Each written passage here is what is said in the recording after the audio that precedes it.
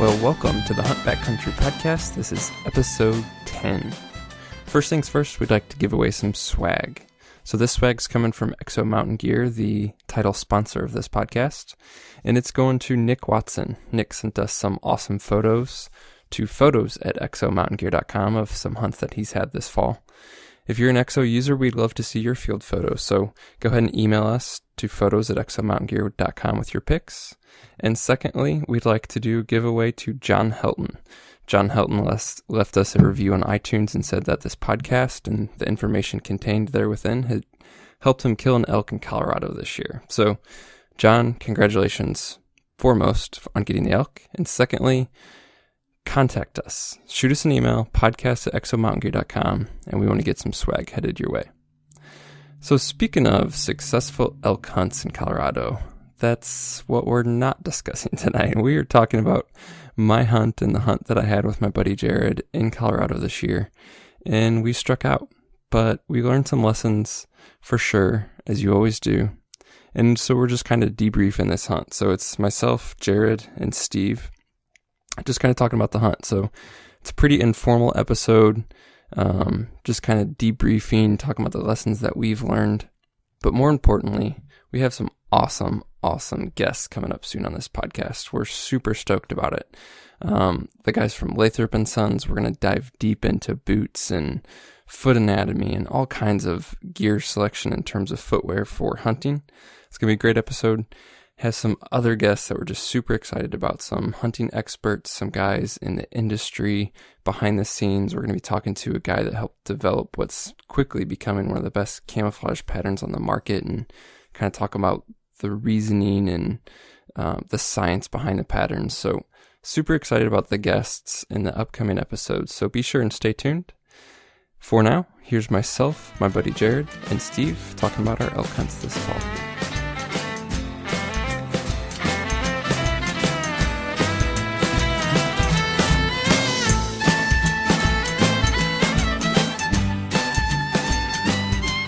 All right, so Steve, Jerud, welcome to the podcast.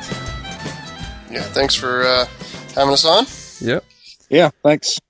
So let's get right into this. One thing I think is interesting, just to get the ball rolling on this trip. You know, Jerud and I were coming out from the Midwest to Colorado. Did the long drive, pretty much going in blind to a brand new spot that we had never, set boots on. Had some bit of intel. Just a little bit really on, nothing great. And, so we pack in the first day. It was about 5 miles to camp and get up pretty high on a ridge, or high relatively for that area. It was just under 10,000 feet where we were camped, and wake up the next morning. So day one of the actual hunt. And, I walk across from the tent to get our food bags out of the tree, get our bear bags down. And then literally as I'm letting the food bags down, I look across and see a whole herd of elk, not 250 yards away. So right away, Jerud, I think you're genius, because you did a lot of the scouting and picking for this. So, you're brilliant, man. Yeah. You can't do much better than drive several states, pack into a new spot, and then just wake up and there's a whole herd of elk there. Except maybe had some cover between us and the elk. Yeah, that would have helped.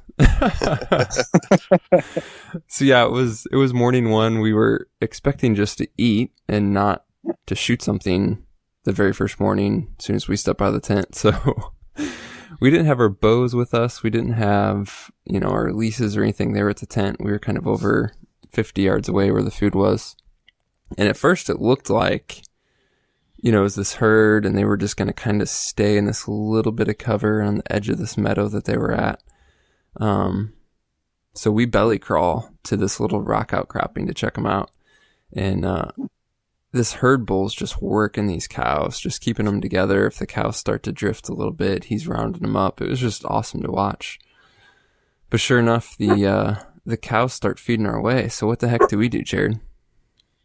We belly crawled through the stickers back to where we could get up and run and retrieve our bows, and then go. I guess we kind of split up. Yeah, trying to get cover the possible route our direction from both ways. And somehow the herd disappeared and 2 satellites appeared. Yeah. Yeah, so these 2 satellites appear, the herd's gone, we make a giant move to cut them off, and long story short, never catch up with them. But it was a heck of a start to the hunt, that's for sure. From there on out... Where do you think they disappeared to? Yeah, like it was weird. Just assuming that the satellites were following them, they went further down this drainage, which we didn't anticipate. So we were kind of assuming, here's this herd, they're pretty far, pretty high on the ridge, you know, and we were camped high on the ridge, and then the north side of the ridge was dark timber, or at least what looked like dark timber when we were scouting it. And so we were kind of thinking they were out, you know, overnight, and then they're there feeding in the morning, and I was assuming they were going to push back and kind of into the dark timber, but they actually went down this drainage that was south facing more into the aspens. At least that's the way that the satellites were tracking them. So long story short, we kind of gauged where it looked like the satellites were going to go, and then did an end around to try and cut them off, but just never caught up with them. And they weren't talking or anything? No, they weren't at the time. Interesting. No, we didn't even know they were there until we come back with the bows, and they were just like side by side running together. Yeah. It was kind of strange, but after looking at it after we got back, I think, you know, and with some of the other encounters we had, I think they went straight down the that same ridge that we were camped on. Yeah. I think that's where the herd and the satellites and everything went. But like I say, it took us till closer to the end of the hunt to kind of piece some of that stuff together. Yeah. Mm-hmm. Yeah. Because this was not this wasn't your textbook find elk here type terrain. It was kind of different. Yeah. And like I say, a lot of them we ran into were on south slopes, but you know, it may have just been there was a seeper there and enough cover that it was a cool dark hole to get in right there. Didn't matter which direction it was pointing. Yeah. Yeah, which brings us this whole encounter with the herd, you know, brings us to another story, and this podcast isn't going to be a bunch of stories, but I use this as a segue to get into a point, kind of ask some questions. So 2-3 days later, you know, we hear this bull firing off all night and he sounds like he's kind of in that same direction that we encountered this herd. And so, you know, we're kind of up on and off all night listening to him, and finally at like 5:15, about 2 hours before shooting light, we're just like, screw it, let's just get up and go after him and try and get as close as we can, you know, before daylight, so that as soon as daylight hits, we're, you know, in range. I think or I was super trying to close blow you out earlier than that, though. Yeah, you probably were. I'm thinking, well, if they're only like 400 yards away, why are we leaving, you know, 2.5 hours early? So I'm awake. Yeah. So we pretty much are with them for a couple hours in the dark, and then soon, like seriously, minutes before shooting light, it seems, they just completely shut up and disappear. But I had a question about that, Steve, because I know that, you know, you guys tend to like baby hunt more, and like, you know, you're just on the go all the time versus having what we had, which is kind of like a, you know, backcountry base camp. Have you guys run into that where you're sort of, you know, first thing in the morning or even before daylight, you're hearing elk or hearing a herd, and do you make a play in the dark, or you just kind of wait for light so that you can see and maneuver better? I'd say as a general rule, we wait for light. I guess the thing to me is what kind of, we would probably be trying to figure out where the elk are going and then get there. Yeah. You know, so the elk are at A right in front of you, and you figure out where B is and get yourself over there, you know, and make sure you use the wind correctly to do that. Yeah. So if you're in completely new country and you don't know, that's pretty freaking tough to do. So, yeah. Especially if they're not talking, and you're not really going to have a great chance of calling them in. Yeah. Yeah, it was kind of what we were planning on that very first morning was let's watch them and see where they go. Cause we, very first morning, new country, we kind of weren't sure. But yeah, that's one thing there's a lot that's tough about hunting new country that you've never put boots on the ground. But that's one thing I think is it just takes time to figure it out because you can look at traditional, conventional wisdom on what they quote unquote should do. But like we experienced this year, they weren't always doing what they should do or what the most popular, advice or theories are. For sure. So how big were these herds? These were like, these were smaller. I mean, like they were, well, to get into it, a couple times, actually several times we made plays on them in the dark. So it was obviously somewhat difficult to judge. It was in the morning, but that one we saw that morning, I mean, it was smaller. It was, we saw the herd bull and maybe probably a dozen cows. There could have been more because they were like in between cover and a meadow and kind of back and forth. And we didn't even actually see those satellites until we kind of ran back to get the bows and came back and they were gone. But I don't think there's more than a dozen cows though, with as quick as the way you got him up and they started moving. Yeah. And what distance are you watching them from? I think you said earlier, but yeah, I mean, if I had to guess, it was like 250 yards. What did you say, Jerud? Yeah, and that rock right there. outcropping we got to cut some of that, but not a whole lot. I mean, we were still, closer to 200.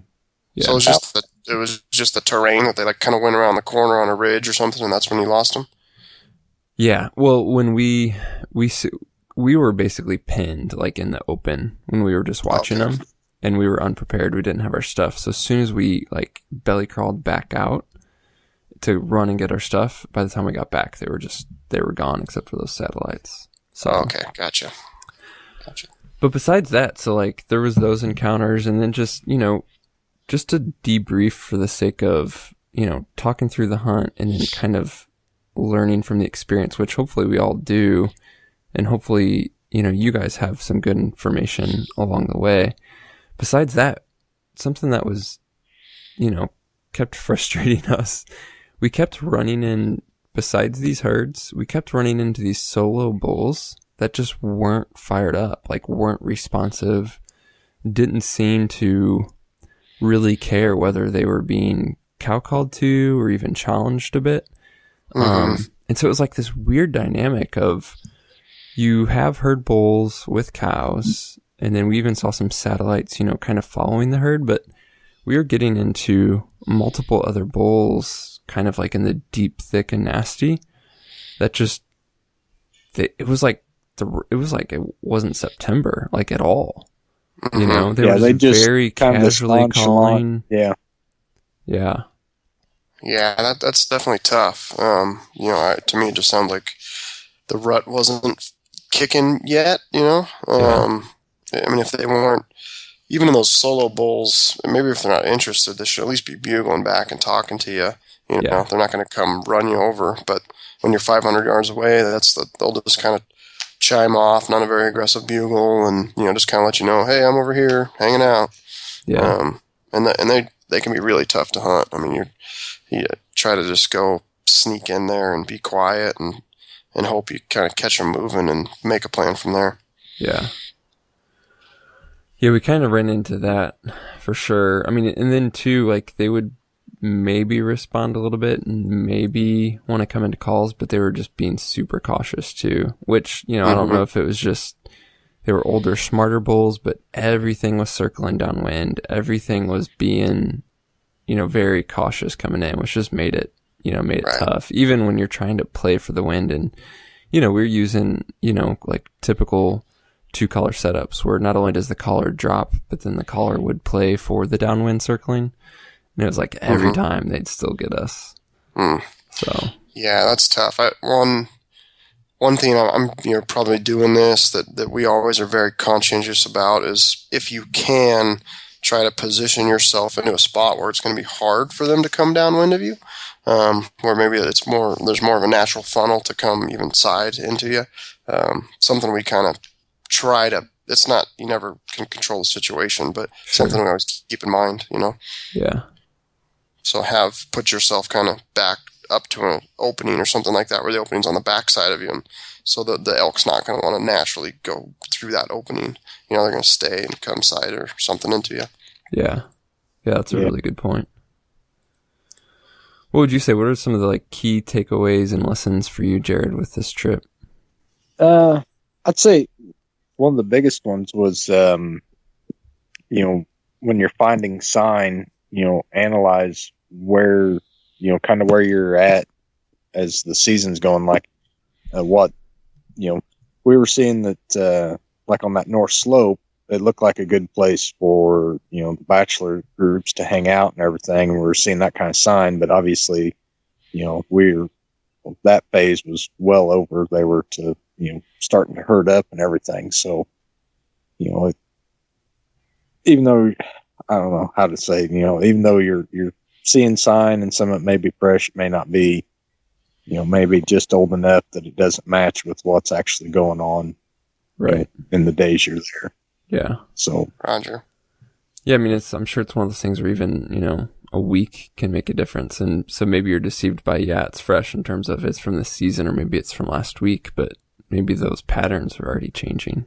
Mm-hmm. Right. Do you guys notice, Steve, where you're at in Idaho, I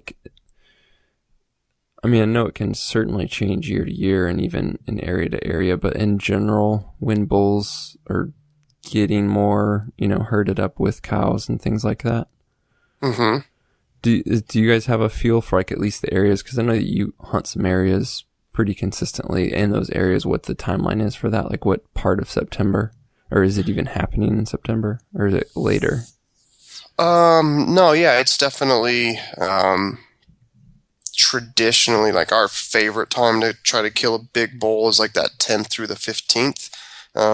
So, probably sometime in August. That kind of depends on the year. The bulls will still be bachelored up.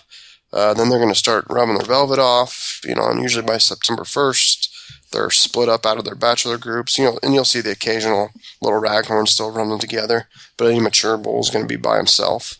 And then they're just slowly getting winded up to 10th through the 15th is our favorite time to be out there. Cause that big bull's, maybe he's not got a bunch of cows with him yet, and he's out looking. So it's going to be your best chance to get him. And then as you get, say, I think the 25th through the 30th, which most people traditionally would say, hey, that's peak of the rut. We're going that, you're going to hear screaming bulls. That's by far, in our opinion, the hardest time to kill that big bull. Yeah. Because they are going to be in the herds. And if that bull across the meadow from you that first morning had 12 cows with them, that's a pretty decent amount of cows. If it was 4 or 5, you'd have a chance. But if we ran the bull with 12 cows, it's you kind of know, he's this isn't set. just going to, he's set. Yeah, he's not coming. I mean, I have my elk season's open right now on my archery tag, and I had a bull this weekend he had 10, 12 cows with him, and he was not going to come to us. And so Jason stayed behind and kept bugling, and the terrain just kind of laid out to where I could sneak in there. Took my shoes off and just started sneaking in. Jason kept him bugling, and I was able to get within 30 yards of the bull. And unfortunately, it's just too brushy, and after about 5 minutes, they winded me. But that's a good tactic for those bigger bulls when they're herded up like that. Yeah. So that would, in that scenario, Jason hanging back and calling is kind of enough to keep that bull's interest, or maybe even take some of the focus away from you moving in. Maybe keep them put for a little bit. Absolutely. Yeah. Those, in our experience, and we aren't the world's best elk callers by any means, so I think there's other guys out there that maybe could do more, but, it's that cat and mouse game and this bull on Sunday when we were out was doing it to us where, he was in one spot and he bugled and then we bugled and then he bugled. We're okay, he's right there. We cover a bunch of country, try to get within 100 yards. We'd throw some cow calls out, and all of a sudden he moved on another 200-300 yards already. And that's that bull's he's got his cows and he's happy and he's trying to keep his distance from you. And if you hang back, and it's hard to judge, when a bull's moving away from you, but he's got this comfort zone of, I'm going to stay 500 yards away from this other bull because I don't want to lose my cows, and maybe he doesn't feel like fighting. So, And then, you could also both sneak in there and try to get within that 100 yards. But it's, sometimes easier to one guy hang back and keep calling and keep that other bull active, and then the other guy could sneak in there. Yeah. Yeah, that's good for sure. Yeah, I mean, just being, obviously very relatively new to elk hunting, like I had never been in a situation to hunt bulls that were herded up before. Last year we kind of caught that timing where, when we killed Jerud's bull, like it was just that timing where they were almost coming straight into calls once you found them. There was, multiple bulls, and they were territorial at that point and interested. And so this was like a whole different ball game, hunting bulls that were herded up. So, I mean, that's one thing that, we talked about is just being in that last week of September made such a huge difference when we were in the same general vicinity of the state the year before, but was a week earlier. And it was, to me, it was almost day and night. What do you think, Jerud? Yeah, it was completely different. I mean, we only had one bull.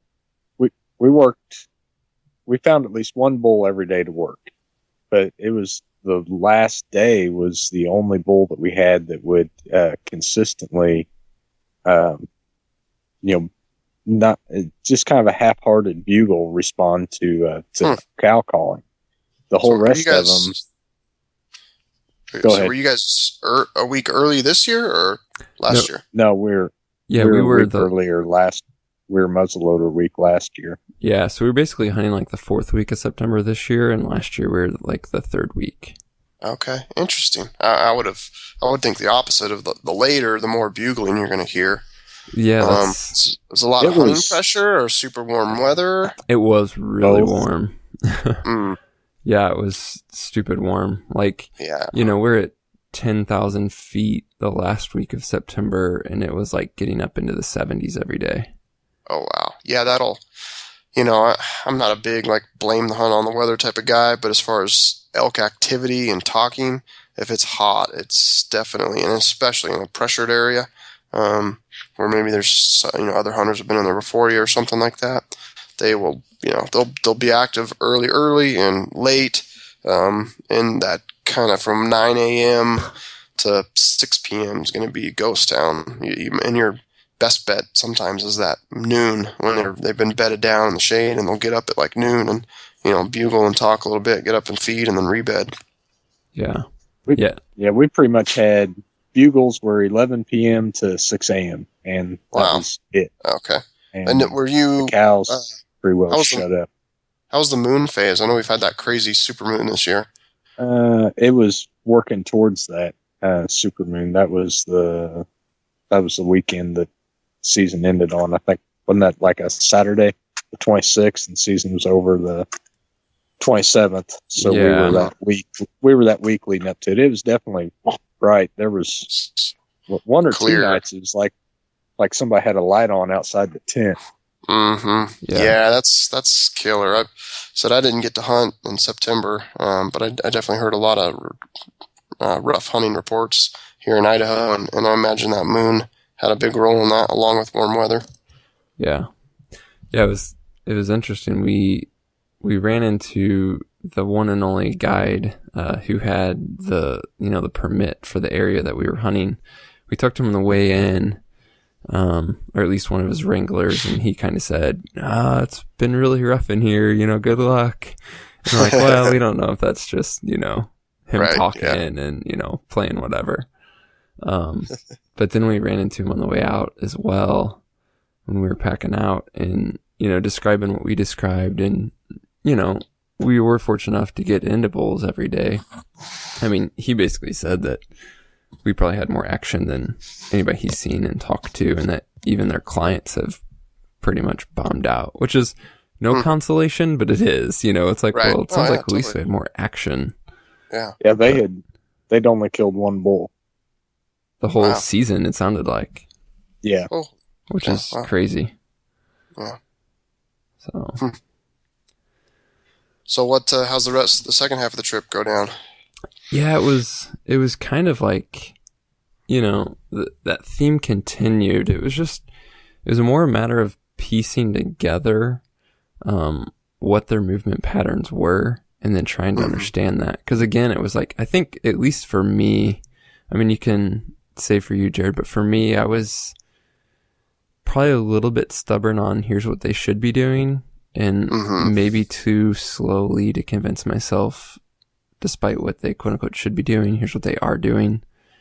And so, no, I totally agree. Because I mean, yeah, it was once just, I got back and loaded all the points on the screen and looked at it, I was like, geez, we're so dumb. Why didn't we just walk down this ridge? That's where they were at.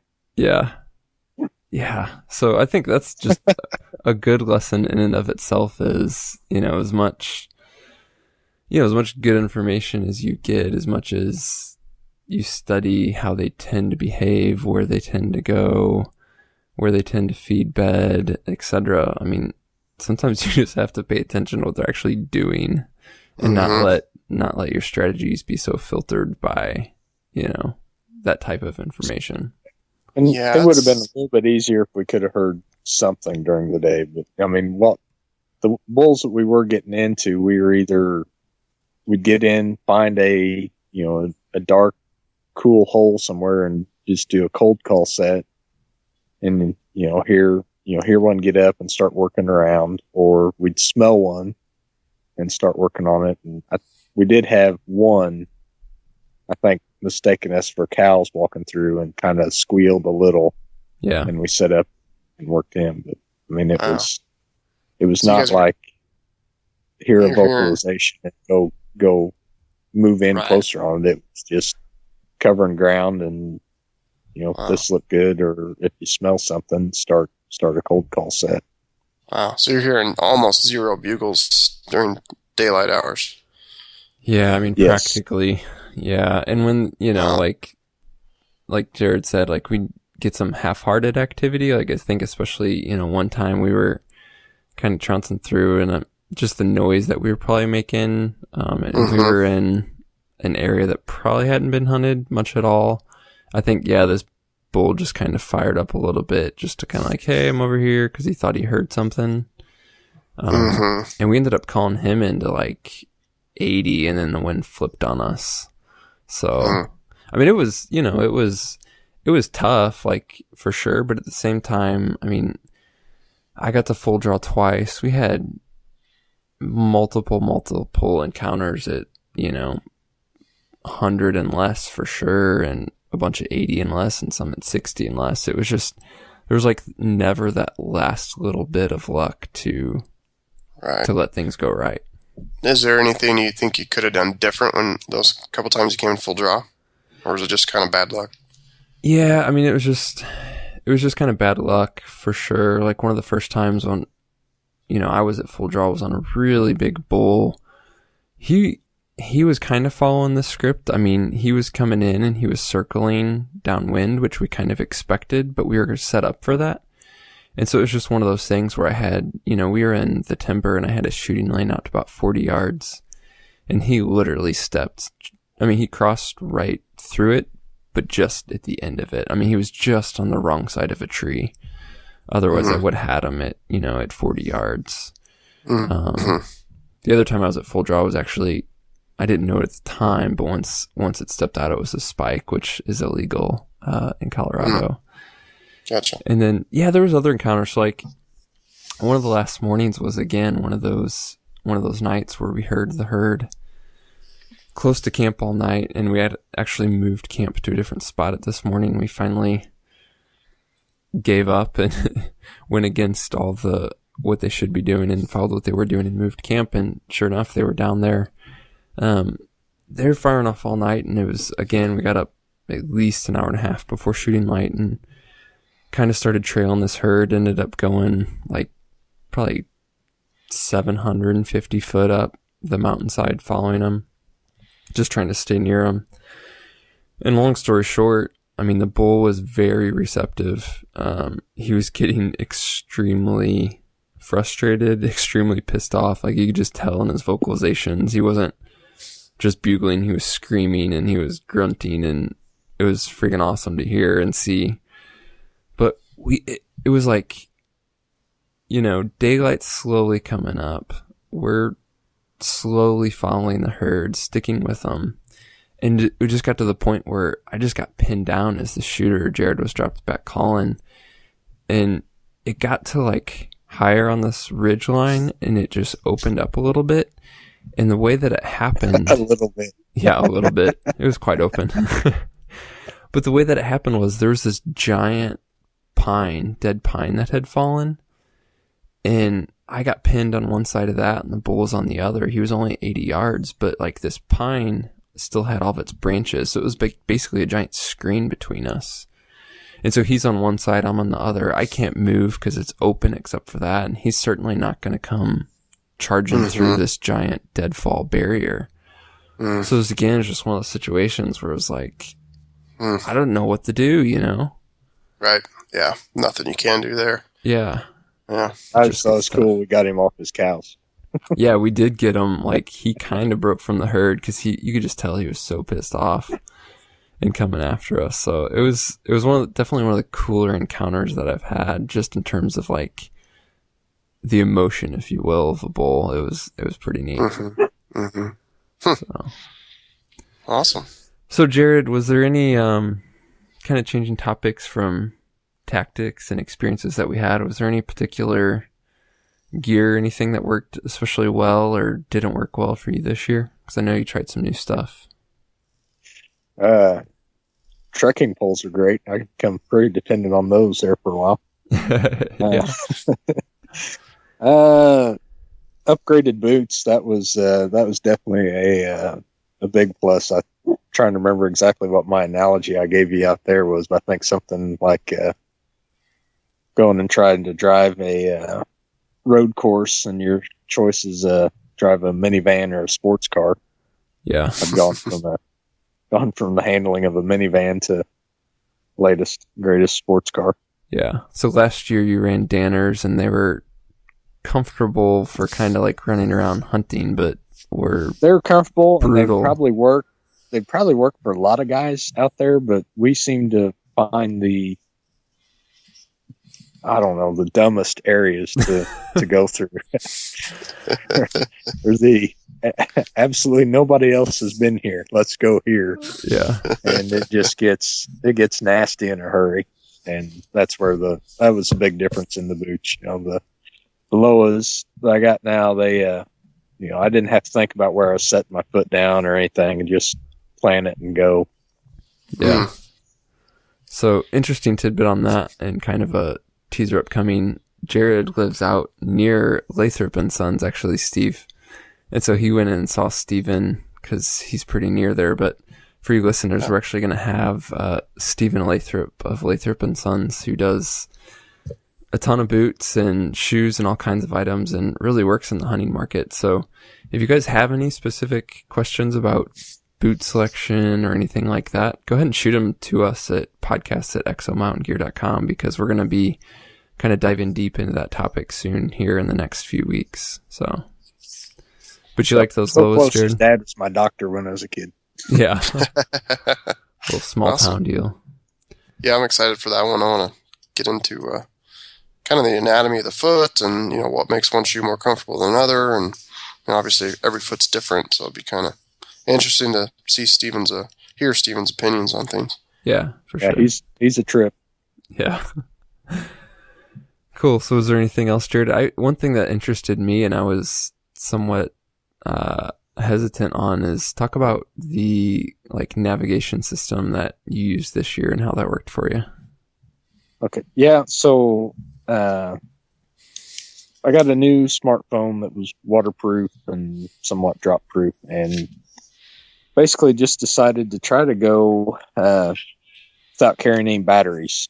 And so I had that little solar charger that worked great last year. And so I put Backcountry, hang on, I got to open it up. I think it's Backcountry Pro. Backcountry Navigator Pro. And that was dumped my Garmin and used my phone as navigation and camera and everything this trip.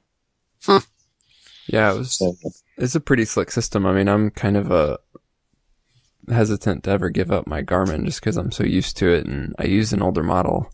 But I mean, this app was pretty spectacular, and since you could get, topo, you could get the satellite imagery, you could mark your spots, you obviously could have your preloaded waypoints and everything like that. And it actually worked incredibly well, and is definitely something that I think, the technology's there, even without service. You can download and cache these maps and things like that, that between like a smartphone and then some sort of small solar charger, I mean, we were pretty much out a week and was able to keep the battery up. And I mean, I was pretty skeptical about it, but I'd dump my Garmin at this point if I had that set up. So it was pretty interesting. But I've played with I think it's the Oregon or the Montana model of a Garmin, and it ended up functioning very, very similar to one of those. I can't remember which one. And your phone, you're just running on GPS mode, so it's working no different than GPS.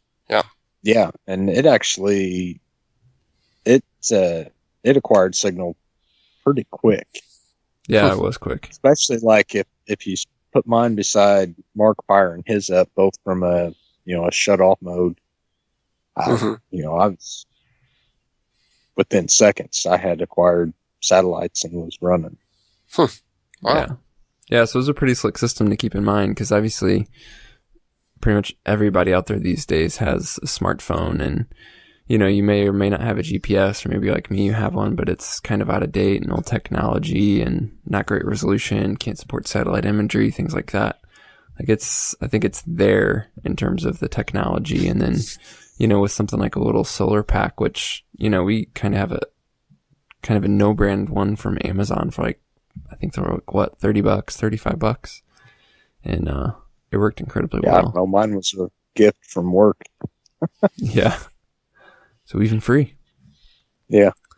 But so, Jerud, first of all, let's do two things. What would you do different, not only in terms of like tactics in this particular situation with the bull? I mean, we've kind of talked about that, but in terms of, would you go to this area again?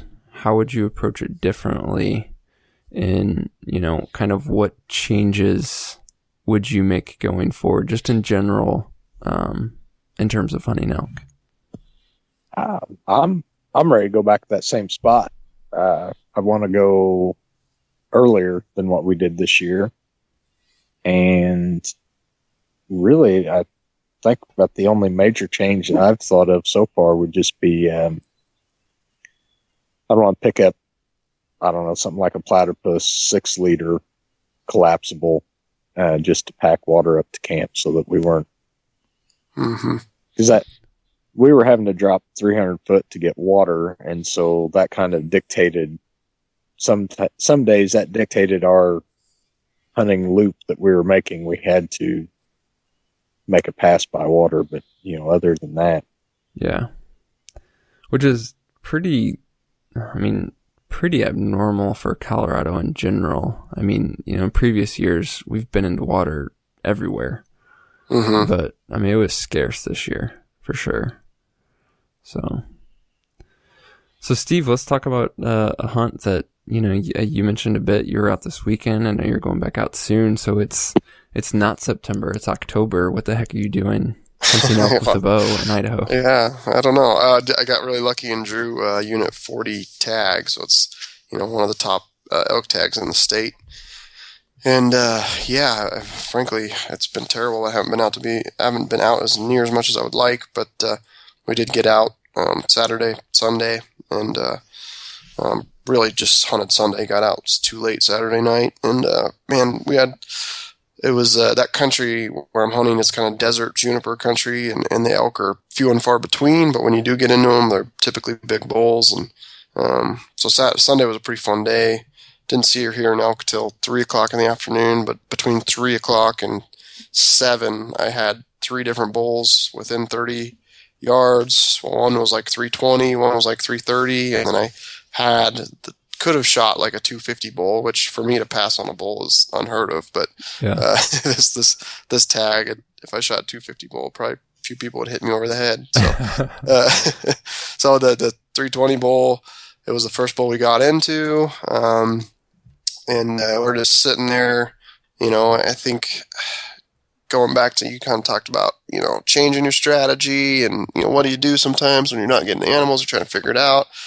Sometimes for me, that's just patience and let things materialize. So we just decided we finally started seeing good elk sign, and we just sat down and we're just like, man, we're just going to sit here for an hour or two or whatever it takes until we hear something. So we're not just walking around blind. Right. And finally, after like an hour, I throw a few cow calls and a bull fires up. And it's one of those, like, he fires up and he sounds really close. And then Jason and I both point like freaking 180 degrees different directions, Yeah. He's south, Jason points north, and we're like, oh crap, so we better cow call one more time. And he bugles, and Jason was right, the bull was north, but he sounded a lot further away. And so you're kind of sitting there like, man, you're just doubting yourself. And so we decided to we had like 100-yard opening. We were like, we better get across that as quick as we can, because we don't want to get caught on the other side of this opening, because there's no way he's going to come across it.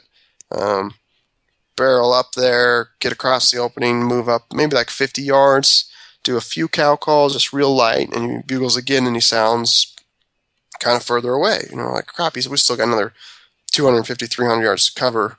Well, we cover like 150 yards, and all of a sudden the bull just screams like right freaking there. And it's super brushy country, and we're like, I instantly was like, oh crap, this is not an ideal spot to call in a bull, because it was just, there was no shooting lanes. The first shot was going to be at 5 yards. Right. So bull freaking came in like, just came in on a string and stopped at like 6-7 yards behind this brush. And just winded us. He just needed to take 2 more steps, and I'd be able to just smoke him. And he was like 320 bull, super wide, good beams, and not phenomenal time length, but man, I would have been jacked to shoot him. Yeah. And he whirled, took off, and then he was actually funny. He kept bugling and talking to us, and we kind of chased him for another half an hour. Realizing chances of calling him back in were 0, but yeah. So then after that, we left, hiked another like 3/4 of a mile. Hear another bull bugle after sitting for a little bit. Then we start covering country to get close. We get close and we start cow calling, and we start hearing cows just freaking meow, meow, meow, just going crazy. We got lucky there where we just basically shut up because the cows were talking so much that we just kind of got the wind in our favor. We had to kind of circle around to the right and then drop down in on them, and snuck down in there kind of in this little draw. Got to a point where we knew we were within like 50, 60 yards. It's so brushy that you really can't see that well, but you could hear them, and set up and called, and frickin' Jason bugled 30 yards behind me, and just cows just start running everywhere, and don't hear anything from the bull. And a couple minutes later, the bull pops up on this little kind of ridge in front of me, like about 30 yards away, and just 20 feet above me.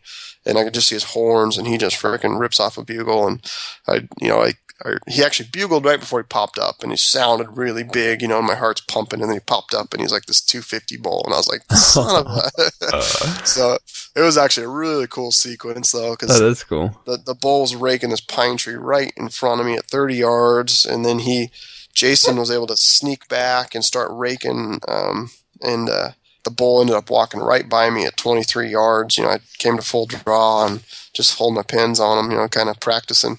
Yeah. And let him walk by, and he raked a tree by like 10 yards away from Jason. Jason got some great footage of him. And then the bull actually went past Jason. And then I kind of realized, like, hey, I might as well have fun with this. The cows are to my left, the bull's to my right, so I freaking rip off a bugle, and the bull freaking whirls around and just about runs Jason over at like 7 yards, and he hit the brakes like right as he smelled Jason, and then he stopped and then took off. So it was a cool little sequence. That's very cool. And then not an hour after that's when I got into that bigger 330 bull that we talked about earlier, where heard the bull bugle, cut the distance way down. We bugle. He's freaking already moved down the ridge 300 yards. We move like 100 yards, and I think we cow call one more time just to try to get a pinpoint, because he's in this little basin. We I wanted to hear like, all right, he's right there, and then he had moved like another 100 yards. So that's when we decided for Jason to hang up top and call, and I snuck down in there and got down there and I could see freaking cows, slipped off my shoes and just started sneaking through. And for like 5 minutes, I had that bull between 30 and 40 yards. And I'm guessing 330. He was just a nice bull. And just one of those, just didn't get lucky. I don't think I did anything wrong. I had the wind at that time. It was like kind of thermals were going to start to switch. And so I was just waiting. I was just playing a game there, hoping luck was on my side, and it wasn't. So yeah. I'll head back out this weekend. I got to the 14th to get it done, and hopefully can get one of those big boys. Yeah, so you got like a week left. Yep, basically.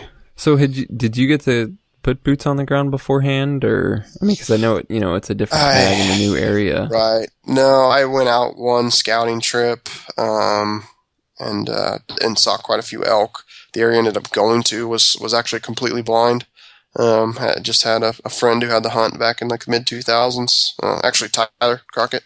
So he told me this country that he was hunting, and so we just kind of randomly went there to check it out. So kind of same situation, trying to learn the country as fast as you possibly can by looking at the terrain and looking at the sign and trying to figure out where water is and start, just like you guys were, putting all the pieces of the puzzle together, and trying to figure it out. I just got lucky and had some bulls talking where it sounds like you guys didn't. So yeah, it could be tough going into new country. Yeah, for sure. Cool. Well, that's a good bit on wrapping up elk seasons here. So if you guys are listening, I'd just encourage you to kind of do what we're doing, to think back through the encounters you had, maybe what you could have done different. I had to freaking crack up because what was it, like a day or two after we got back from our trip, Jerud was already sending me like new maps with new waypoints, and it's like, here, they're doing this, they're moving like that. And so just encourage all of you guys to do that. It's, do it while it's fresh in your mind, and kind of go back through, replay your hunts. And then, even if you don't plan on hunting an area again, I think, replaying the hunt and trying to learn that area can just help you learn elk in general. So, yeah, if you're going to do the same area again, get your points back in Google Earth and start looking at it, and switch it back to the topo mode, and it all kind of starts. For me, anyway, it made the picture a lot more clear, and was able to pick out just little bitty features of, okay, here, this is why they were end up going there, and it's not, like we were saying earlier, not the textbook behavior for them, but it met their needs. Yeah, you can kind of see why they're doing what they're doing, even if it doesn't make sense beforehand. Afterwards, you understand it. Yeah. So cool. Well, thanks, fellas. Thank you for listening to the Hunt Back Country podcast.